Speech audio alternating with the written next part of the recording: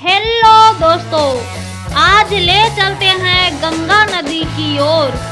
यूं तो नदियां अनेक है, लेकिन गंगा नदी सबसे पवित्र माना गया है।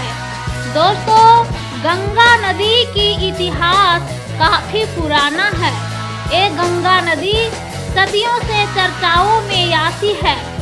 एक बार फिर मेरा PKI स्मार्ट वीडियो चैनल पर आप सभी का स्वागत है।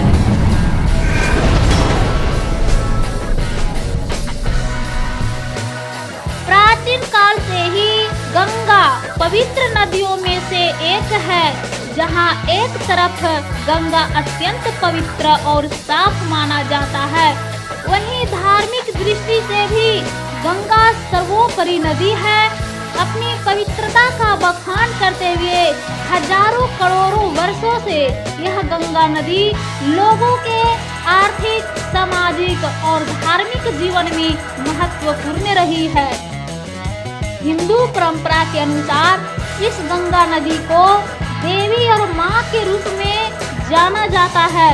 कुछ ऐसी भी मान्यता है कि यह गंगा का पानी बीमारियों को ठीक कर सकता है।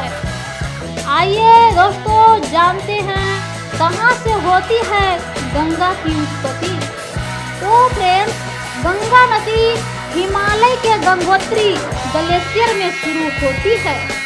यह ग्लेशियर 3892 मीटर यानी कि 12,769 फीट की ऊंचाई पर स्थित है।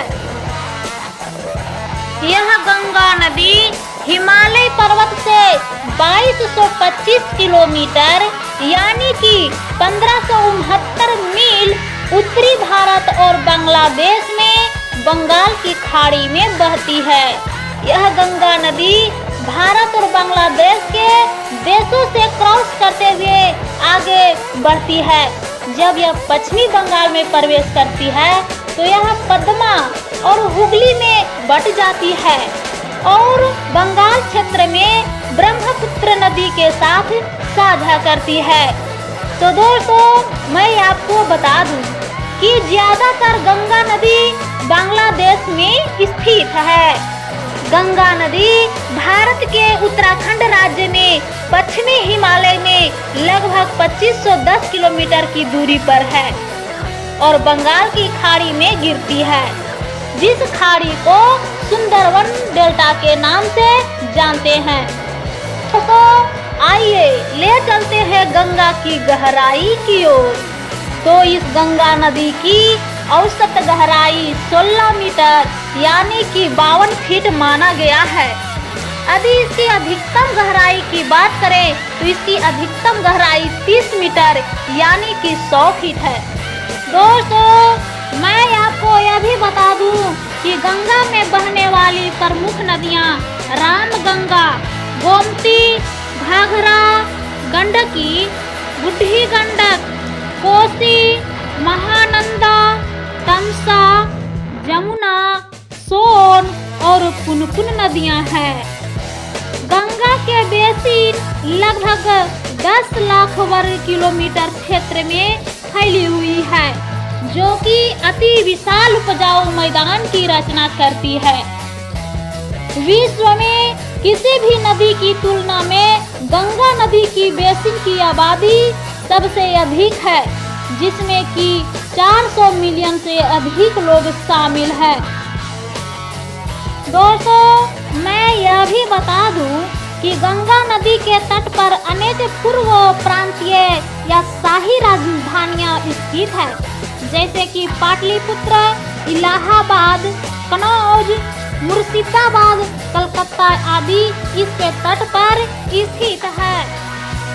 गंगा नदी के पानी में मछलियों तथा सर्पों की अनेक प्रजातियां पाई जाती है तथा मीठे पानी वाले दुर्लभ डॉल्फिन भी पाए जाते हैं तथा अपने तट पर गंगा नदी बसे शहरों की जल की आपूर्ति करती है। वैज्ञानिक मानते हैं कि गंगा नदी के जल में बैक्टीरियोफेज नामक विषाणु होते हैं, जो जीवाणुओं व अन्य हानिकारक जीवों को जीवित नहीं रहने देते हैं इसलिए इस गंगा की शुद्धिकरण अनुपम है तथा भारत सरकार द्वारा इसे भारत की राष्ट्रीय नदी घोषित किया गया है तथा प्रयाग और हल्दिया के बीच इस गंगा नदी को राष्ट्रीय जलमार्ग घोषित किया गया है तथा दोस्तों मैं यह भी बता दूं कि इस गंगा नदी के गंगेटिक डॉल्फिन को भारत सरकार द्वारा जलीय जीव के रूप में मान्यता दिया गया है।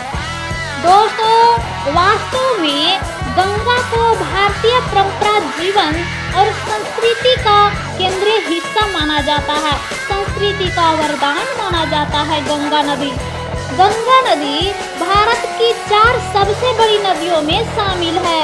ये 4 नदियां सिंधु, ब्रह्मपुत्र, गंगा और गोदावरी है।